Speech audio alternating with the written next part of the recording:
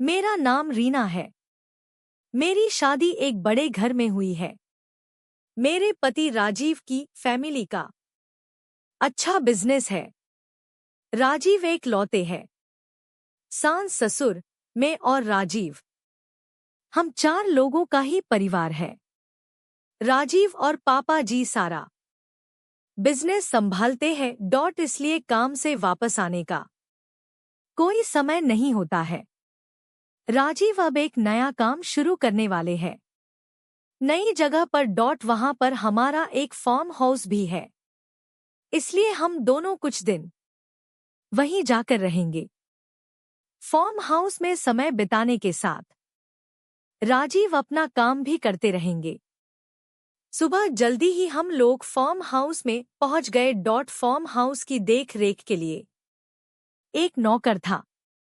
वो वहीं पास एक रूम में रहता था। हम जैसे ही पहुंचे, दूर से किशोर दौड़ता आया। हमारी कार के पास आकर उसने ही कार का दरवाजा खोला। नमस्ते मालकिन, हंसते हुए मुझे बोला। राजीव ने कहा, यह किशोर है, हमारे फार्म की देखभाल करता है। में अंदर जाकर बैठी। थोड़ी देर बाद राजीव अपने काम में बिजी हो गए। उन्होंने किशोर को कहा कि मैडम को फार्म दिखा दो। किशोर बोला, ठीक है साहब। वो मुझे फार्म दिखाने ले गया। फार्म में हम घूम रहे थे, तब गेट के बाहर से एक लगभग 6 से 7 साल की लड़की ने किशोर को आवाज लगाई। वो स्कूल से वापस जा रही थी। किशोर बोला, मैडम मैं आता हूं। वो गेट पर खड़ा उस लड़की से बात करने लगा। मेरी नजर पड़ी तो वो लड़की मेरी तरफ ही देखें जा रही थी। फिर वापस आकर बोला, मैडम आप आराम करिए, मैं आता हूं। ऐसा बोलकर वो चला गया। अगले दिन सुबह फिर राजीव अपने काम से जल्दी चले गए। मैं सुबह सोकर उठी। मेरे उठते ही मुझे दरवाजे पर किशोर दिखाई दिया। मैंने पूछा, क्या कर रहे हो यहाँ पर? बोला, मैडम अभी आया हूं, चाय लेकर। मैंने बोला, ठीक है, यहाँ टेबल पर रख कर चले जाओ। मैं नहाकर किचन में गई। किशोर वही था, अपना कुछ काम कर रहा था। फिर वो मुझसे बातें करने लगा। मैं उस तरह की लड़की नहीं हूं कि कोई एकदम से मुझसे बात करे, और मैं भी उससे करने लगूं। इसलिए मैंने उसकी बातों पर कोई जवाब नहीं दिया। यहाँ का पुराना नौकर था, इसलिए मैं उसकी बातें सुन भी रही थी। अगर ऐसा नहीं होता तो शायद मैं उसे डांट देती। अभी मुझे यहाँ आए 2 से 3 दिन हो गए थे। मैंने यह नोटिस किया कि वो मुझसे बात करने की कोशिश लगातार करता ही रहता था। एक दोपहर में कमरे में अकेली बैठी थी।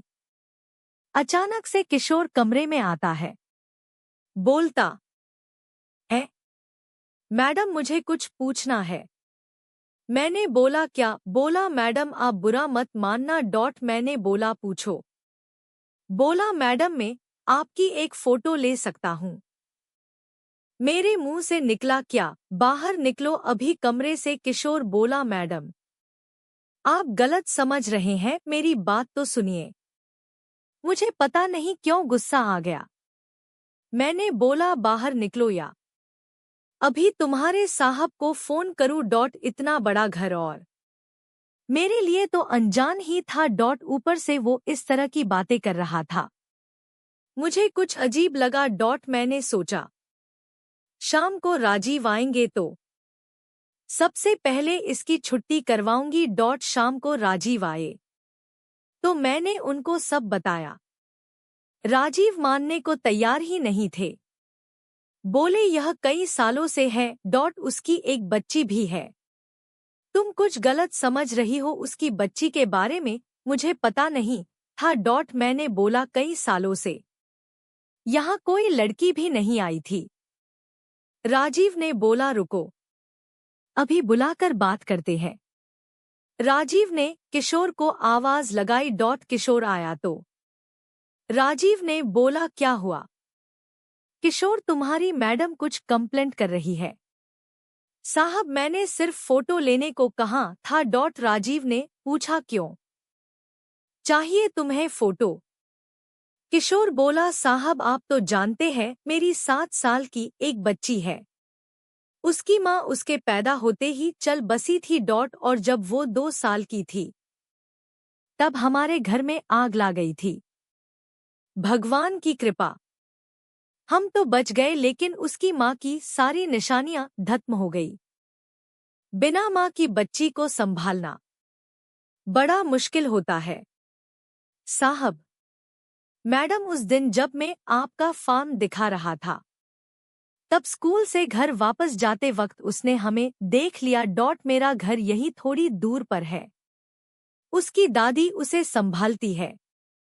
हमेशा मुझसे पूछती रहती थी कि पापा, मेरी मम्मी कैसी दिखती थी, कैसी चलती थी, कैसे बातें करती थी।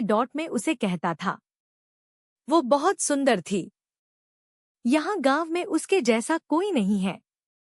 आपको जब देखा तो उस दिन मुझे उसने यही पूछा, क्या पापा मम्मी ऐसी थी? मैंने उसे कहा, हाँ ऐसी ही थी। तब से जिद पर अड़ गई कि मुझे मैडम से मिलना है। वो मेरी मम्मी जैसी है। स्कूल नहीं जा रही में, इसलिए आपसे बात कर रहा था कि आपको यह सब बता सकूं, लेकिन आपका स्वभाव अलग है। फिर उसने आज सुबह से कुछ खाया नहीं। बोल रही है फोटो लाना, मैं मेरे स्कूल वाले दोस्तों को दिखाऊंगी कि मेरी मम्मी ऐसी थी। तो मैंने बोला कि मैं तुझे फोटो लेकर दिखा दूंगा। वो बोली, पक्के से लाना। इतना कहकर किशोर फूट फूट कर रोने लगा।